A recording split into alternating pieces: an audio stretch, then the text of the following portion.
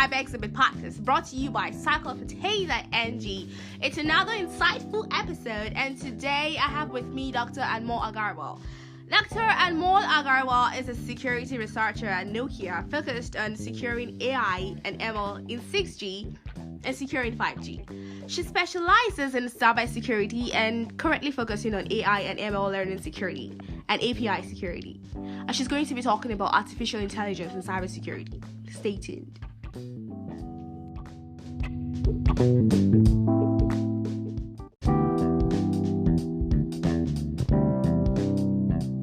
you introduce yourself to us? Yes, hi. So I am a security researcher and I work on securing AI and machine learning from different types of attacks, specifically in 5G and 6G. I also have a doctoral degree in cybersecurity analytics, where I studied how to attack machine learning algorithms and studied the effect of attacks on machine learning algorithms. And I'm also a part-time adjunct professor where I teach machine learning. Okay, that's really inspiring. That's nice. Okay, so I want to ask this question: does modern cybersecurity require AI solutions? Yes, so now cybersecurity is becoming increasingly complex. We see a lot of different attacks that are happening, right? When we have network intrusion detection systems, those typically use AI. So how AI works is it's basically, think of it as a tool. And so what AI is doing is it's basically analyzing all this data that it receives and then looking to see if any of this data has some kind of pattern within it. So you can actually use cybersecurity solutions based on AI. How it works is basically AI is the technology that is actually looking for the patterns for different kinds of attacks, right? So one example with this network intrusion detection, we see someone could attack the network. Maybe we see an unauthorized attempt, and what AI can do is say, I see this pattern. It is an attack. It's an alert that it gives to the SOC analyst, who then knows that it's an intrusion that's occurring. So yes, modern cybersecurity does benefit a lot from AI. Okay. So can we use AI to find security breaches? And have you worked on any? Yeah, so in terms of using AI to find security breaches, that is possible. So I can take a step back and explain how it works. So first, we look at a security breach is basically, you could think of it as an unauthorized attempt. It's something that's not expected. It's not what we would normally expect. It's considered sometimes to be an anomaly. So AI can actually be used to detect security breaches because it can be used for something called anomaly detection. So what this means is it's basically detecting for any kind of outliers that exist in the data. So something that's not normal, something that is very different from what we normally would expect. And then it can alert on that security breach. So one example is in cybersecurity. Let's take a cybersecurity example. AI could be used for user behavior entity analysis, right? So basically detecting any insider threats. So maybe you could use AI to say that this user somehow escalated their privileges when usually, they're a normal user, and for some reason they have an unauthorized escalation of privilege, right? Instead of being a normal user, they're trying to get root access. That could potentially alert the AI system to say that that is an example of a security breach. And yes, I have worked on detecting security breaches with AI. So for those in the audience that might not be familiar with some of the terminology, I just want to take some time to explain it. So first thing is, we know in cybersecurity there's something called advanced persistent threat. So, for those who are not aware, Advanced Persistent Threat, or APTs for short, it's basically an attack that is designed to be stealthy and that is not supposed to be detected. So, typically, some nation states, right, they use APTs in order to attack their enemies or the people that they're trying to gather intelligence from. So APTs are definitely an important cybersecurity threat. So I actually did do some research in grad school that tried to use AI to detect these advanced persistent threats. So my research was really focused on looking at, can we actually see how these advanced persistent threats were carried out? So I did that by basically mapping out the data provenance, or kind of the origins of the data in terms of the events that happened with advanced persistent threats, kind of simulated some of those attacks. And then from that, I basically worked with a team of researchers, including myself and some other PhD students, and we basically developed a machine learning model that checked to see whether certain behaviors could be indicative of an advanced persistent threat. And how it worked was, again, just looking at the patterns in the data. Is it something that, isn't like the benign data that we were testing it on? So whenever you think of AI, just think of it as an advanced tool that you look for patterns in. It's just a very advanced data analytics tool. Wow, I'm really inspired by your project. It's really nice. I would like you to help us or help the audience unlock the upsides of AI and also confront downsides of AI. Yeah, so some upsides and downsides of AI. So as we've heard, AI could be used for an upside or a positive thing, as well as downsides or negative things. So I think with AI, it can be used for very positive things, even in the cybersecurity context, right? You can use AI to detect these patterns that could be indicative of a network intrusion detection, an insider threat. You could use it to detect malware, for example. So for network intrusion detection, you just look at, is there some kind of known signature of a virus that is attacking the system? That is one way. So people have heard of things like VirusTotal. VirusTotal, for those who are not familiar, it's basically a tool used, and you can basically send it files, and then what it does is it says whether or not that file is malware. And it's basically using a very simple machine learning solution to basically say that if your file contains these traits or these characteristics that are very similar to malware, then we're going to say that it is malware. So it's just, again, looking at the different patterns.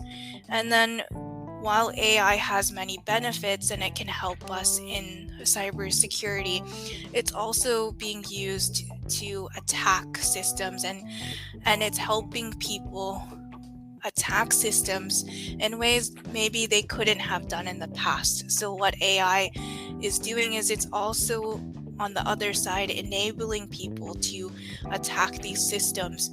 So one example for the audience to kind of understand how this happens, one example is using generative AI like ChatGPT, for example, and basically using it to say, write a realistic phishing email. So phishing emails are typically emails that are used to socially engineer a user to basically give their credentials to someone who shouldn't have them, right? So a phishing email typically has a link that you would click on, and this link is usually very suspicious. You can easily see it's a phishing email. Phishing emails also typically are misspelled. They have a lot of typos. Some of the emails that I see, they have emojis all over it. So it's definitely very easy for the average person to see that something is not right with this email. It looks suspicious. Now, what people are doing with AI is they're using things like generative AI to basically craft an email that is a lot less obvious.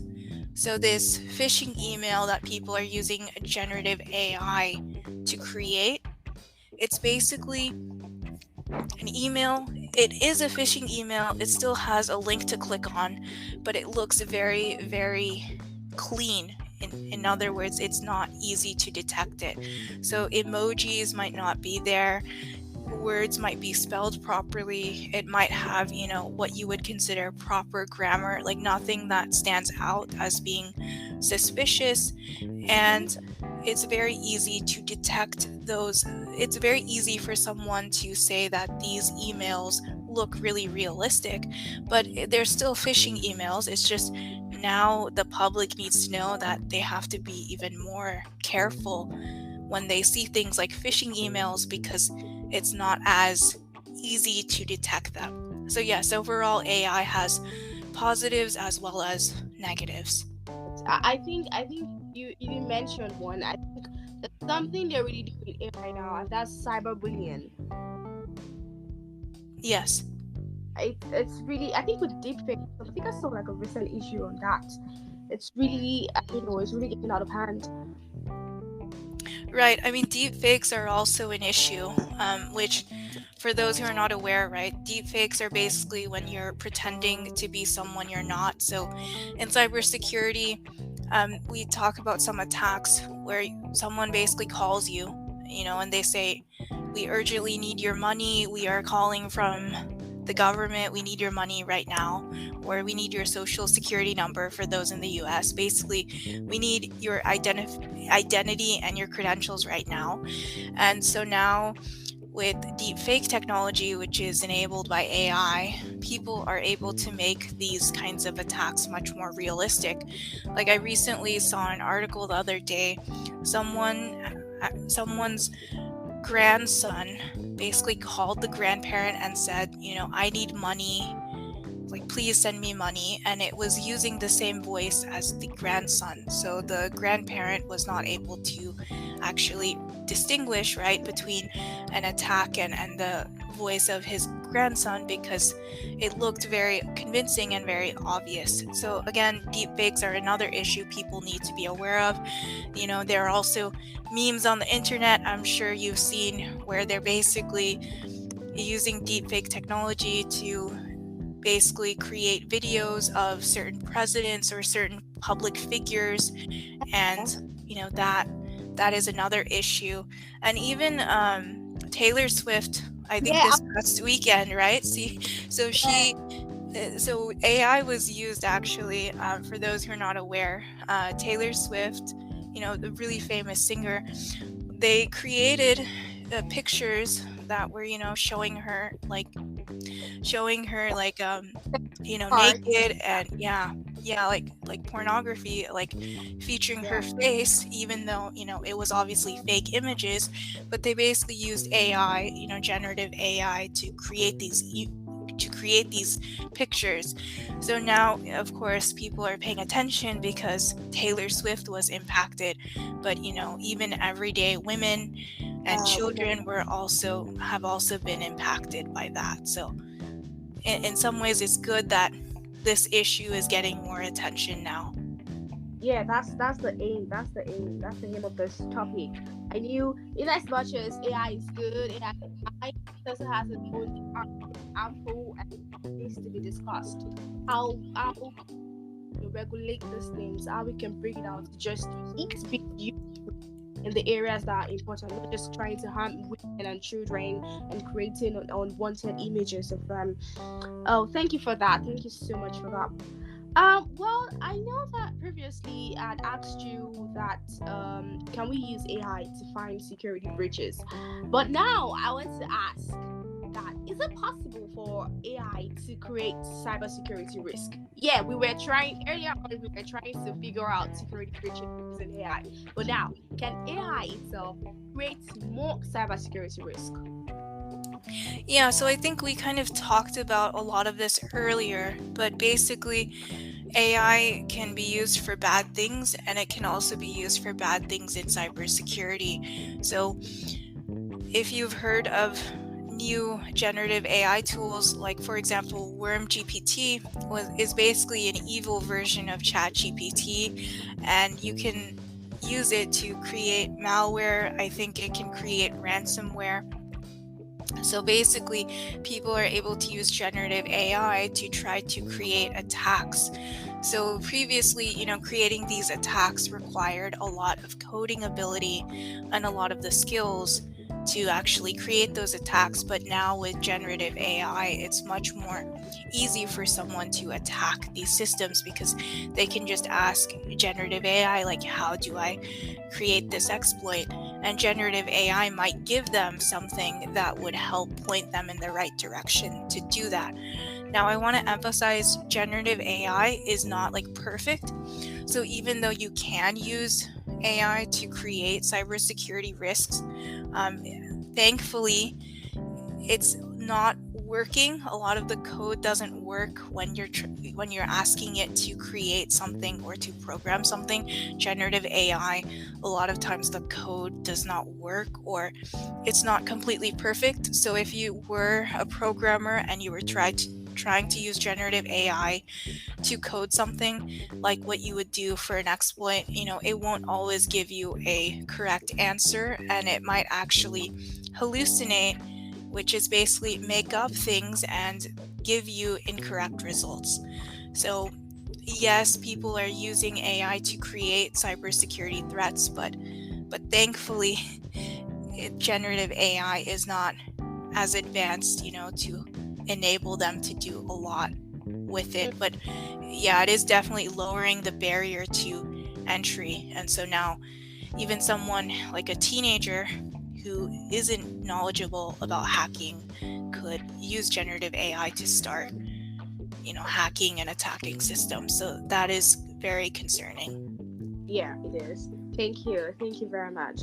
Okay, so I want to focus more on the future of cybersecurity now. So, do you think AI can improve the future of cybersecurity, or how do you think it might improve the future of cybersecurity? Yeah, so I think AI can definitely be used to improve the future of cybersecurity. So, like I mentioned, AI is already being used to help with creating network intrusion detection systems. It's already been being used for positive things, but also in my job, we're actually looking at using AI for 5G and 6G. So AI will also enable more network optimization, and that is very important. AI is also going to be used again to secure the future technologies that might happen in the future. Like one thing is the metaverse. People are talking about the metaverse. For those who are not aware, it's by Meta, which was formerly known as Facebook, and it's basically like virtual reality where we are all avatars instead of people, and we're interacting with the world with our avatars, and it's all virtual worlds and virtual office spaces. So with this new technology, there are going to be a lot of cybersecurity threats, and so some people are talking about using AI to again secure these new technologies and to prevent these new technologies from being attacked. Okay, rounding up the show, I want to ask one last question, and I need you to be very, very sincere as a cybersecurity professional. Do you think that we are secure in the hands of AI? Yeah, so I think there's a common misconception that like AI will take over the world, but I don't think that is going to happen. So we are secure in the hands of AI. So basically, think of AI as just a tool. It's basically just an innovation that we're using now for data analytics and to improve data analytics and to analyze patterns across data. It's just a tool. It's not going to take over the world. And even though there are some fears regarding AI, like being used to craft attacks and to generate images, right? There are also a lot of positive things that AI can be used for. I mean, people might not realize this, but AI has been around for a very long time. It's not actually something that is new. Like even something like allowing us to connect with each other, it might have actually been AI that helped us do that, because I found out about your podcast through LinkedIn, and I don't think I would have found out about this LinkedIn post unless, it was machine learning from LinkedIn that would have suggested this post to me. So that's kind of an example, is like AI is everywhere. And even though it can be used for negative things, it's also used for a lot of positive things.